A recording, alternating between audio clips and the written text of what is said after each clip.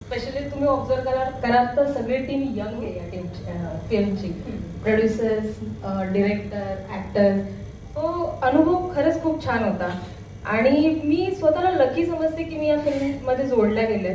कारण जेव्हा अक्षयनी, निखिलनी मला कॉल केला होता, या फिल्मची स्टोरी नॅरेट केली, तेव्हा खूपच एक प्रोफेशनल माझा अप्रोच होता की ओके मग माझा रोल काय असेल, अच्छा ठीक आहे. आणि ग्लॅमरस रोल होता, ऑब्व्हियसली ते माझ्यासाठी चॅलेंजिंगच होतं कारण की मी स्वतः चंद्रपूर जिल्ह्यात एका छोट्याशा खेडेगावातली मुलगी आहे.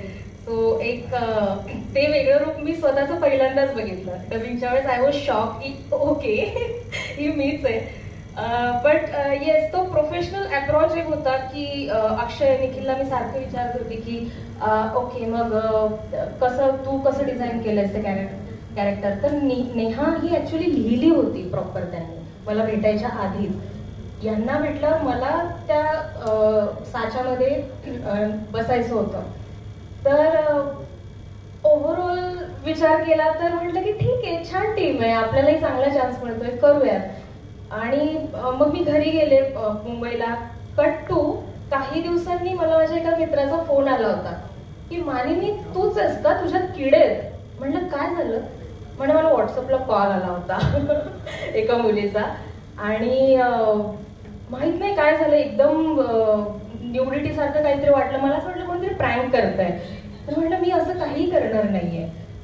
नंतर परत त्या मुलीचा फोन आला की तू मला पैसे दे वगैरे, नाहीतर मी तुझे फोटोज दाखवेन.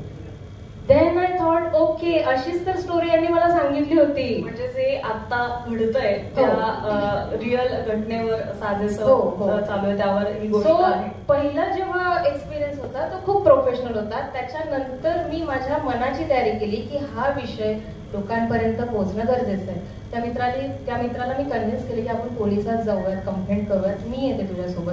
बट पण आता मला वाटतंय असे अनेक मित्र वाचतील